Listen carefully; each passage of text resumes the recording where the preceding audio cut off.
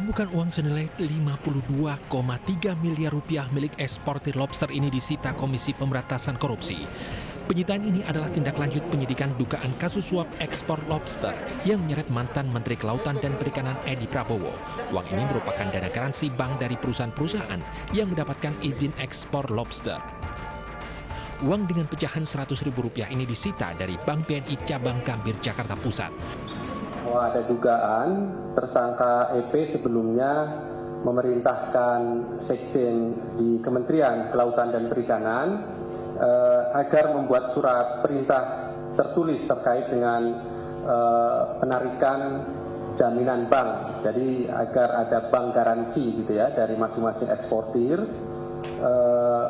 untuk diserahkan kepada Kepala BKIPM, yaitu Badan Karantina Ikan, Pengendalian Mutu dan Keamanan Hasil Perikanan.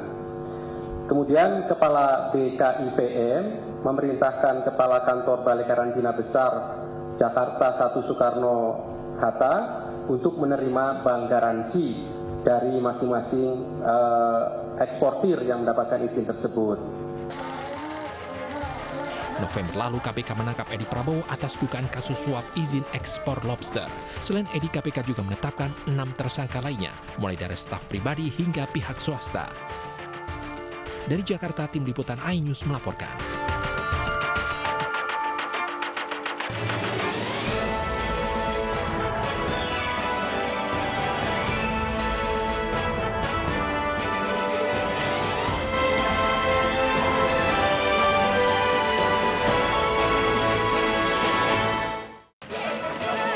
Pembongkaran bangunan liar di Palembang, Sumatera Selatan berakhir ricuh.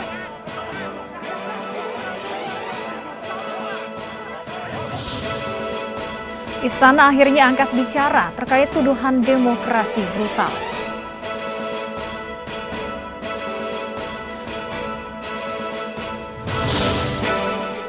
Mantan Ketua MPR Amin Rais menuding ada skenario agar Presiden bisa dipilih 3 kali.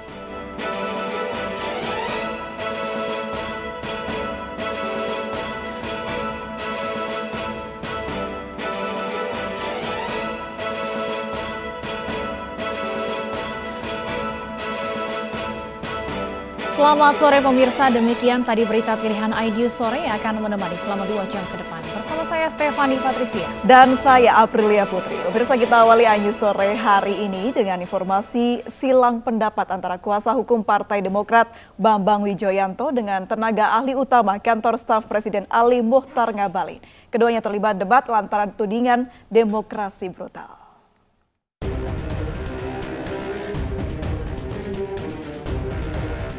Tenaga ahli utama Kantor Staf Presiden Ali Muchtar Ngabalin merasa tergelitik dengan pernyataan kuasa hukum Partai Demokrat kubu AHY, Bambang Wijoyanto, yang menilai pemerintah Presiden Joko Widodo melakukan brutalisme demokratik.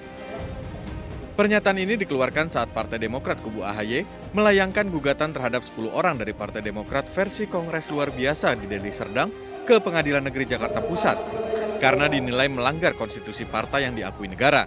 Kita ini negara hukum yang demokratis, artinya apa? Berbasis pada kepentingan rakyat. Kalau segelintir orang yang sudah dipecat sebagian besarnya bisa melakukan tindakan seperti ini yang diserang sebenarnya negara, kekuasaan, dan pemerintahan yang sah, bukan sekedar Partai Demokrat. Waktu saya ditanya apa komentar saya atas pernyataan Saudara Bambang Wijoyanto, saya bilang lucu, geli, dan jijik. Ada orang Demokrat, masalahnya masalah internal partai, kemudian yang buat KLB adalah orang Demokrat, ke Jokowi yang jadi bulan-bulanan. Ini ada kerangka berpikir yang keliru, menyesatkan publik, sesat ya, tidak saja sesat tetapi menyesatkan. Di mana logikanya ada masalah internal partai politik, kemudian partai itu dinilainya telah diserang, kemudian negara, kekuasaan dan pemerintahan yang sah dan diserang. Konstitusi partai pun diinjak-injak. Kalau kemudian ini diakomodasi, difasilitasi, tindakan-tindakan seperti ini bukan sekedar abal-abal, ini brutalitas. Brutalitas demokratik terjadi di negara ini pada periode kepemimpinannya Pak Jokowi. Mudahan ini bisa diatasi gitu. Jadi ini tidak main-main ini. Kalau orang-orang seperti ini difasilitasi dan diberi tempat, maka kemudian sebuah partai akan bisa dihancurkan dengan cara begini gitu. Dan itu mengancam bukan hanya partai, seluruh sendi kehidupan bagi masyarakat, bagi bangsa dan bagi negara ini. Jadi ini bukan persoalan main-main. Apalagi kemudian ada representasi Pak Muldoko yang posisinya itu sangat strategis sebagai KSP. Simbol negara ada di situ. Kemudian ada brutalisme, demokrasi, lucu, diksi yang saya kira harus butuh referensi yang kuat ini, Mas Bambang ini ya. Brutal itu, Bung, artinya kasar, artinya kurang ajar, artinya biadab, tidak tahu aturan. Siapa yang Anda maksud dengan brutal itu? Ya, di era demokrasi, di era Pak Jokowi itu, yang Anda maksudkan dengan brutal itu yang siapa? Siapa yang kurang ajar, siapa yang kasar, siapa yang biadab itu? Yang Anda maksud itu siapa? Masa ada seorang tokoh seperti Bambang Wijoyanto komentarnya seperti gitu? Aduh, sayang sekali. Ya, jadilah pembela hukum, pengacara yang profesional. Pembela hukum itu kan Anda tahu, itu kan penegak hukum. Jadi jangan Anda menabrak hukum. Kalau kehabisan argumentasi, saya kira tidak perlu harus menyerang ke sana kemari. Berkali-kali kami ya, pemerintah telah memberikan keterangan secara terbuka ke ruang publik. Masa sih tidak pakai hati, tidak pakai nurani, tidak akal sehat dalam menerjemahkan semua diksi dan narasi yang telah kami sampaikan? Pemerintah pasti bekerja secara profesional. Ada undang-undangnya, ada anggaran dasar, ada anggaran rumah tangga. Buka itu kuping yang terbuka biar mengerti apa yang telah kami jelaskan. Dari Jakarta, Tim Liputan iNews melaporkan.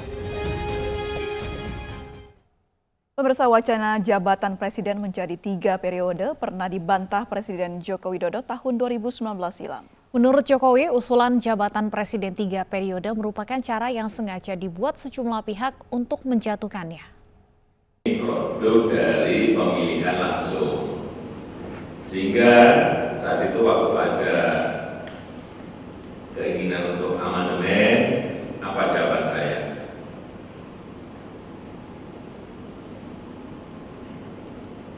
Apakah bisa yang namanya amandemen itu hanya dibatasi untuk urusan haluan negara? Apakah tidak melebar kemana-mana? Sekarang ini kenyataannya seperti itu kan?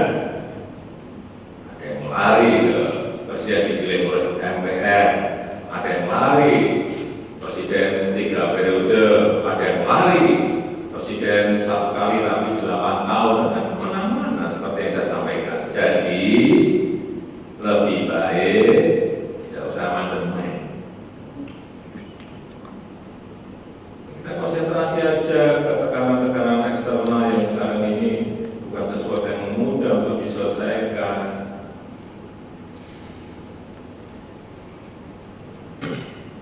Ada yang ngomong presiden dipilih 3 periode, itu ada 3 menurut saya. 1 ingin menangkap muka saya, ya. Yang kedua ingin cari muka, padahal saya sudah punya muka. Yang ketiga ingin menjerumuskan. Kita ke informasi lain, pemirsa. Joko Chandra menolak tuntutan 4 tahun penjara dalam sidang lanjutan di Pengadilan Tipikor Jakarta. Dalam pledoinya, Joko Chandra bahkan mengklaim menjadi korban penipuan Jaksa Pinangki.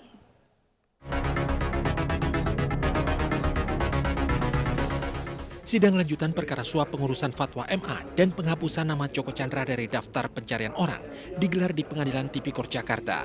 Pledoi dibacakan terpisah oleh terdakwa Joko Chandra dan kuasa hukumnya. Dalam pledoinya, Joko Chandra meminta majelis hakim membebaskan dirinya dari segala tuntutan jaksa penuntut umum. Joko Chandra beralasan bahwa dalam perkara ini ia merupakan korban penipuan Jaksa Pinangki dan Andi Irfan Jaya. Menanggung beban sebagai korban atas penipuan orang lain. Majelis hakim yang mulia, penuntut umum dan para penasihat hukum yang saya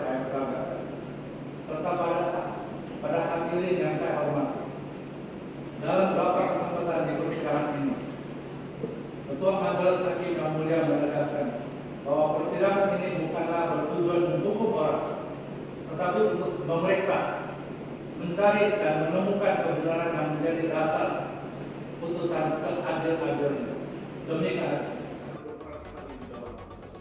Dalam kasus suap pengurusan fatwa MA dan penghapusan nama Joko Chandra dari daftar pencarian orang, jaksa penuntut umum menuntut Joko Chandra 4 tahun penjara dan denda 100 juta rupiah, subsidiar 6 bulan kurungan.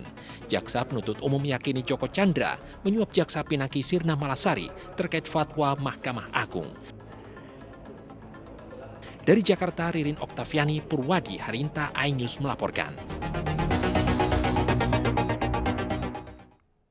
Pembongkaran bangunan liar di Palembang, Sumatera Selatan berakhir ricuh. iNews sore akan kembali dengan informasi selengkapnya sesaat lagi.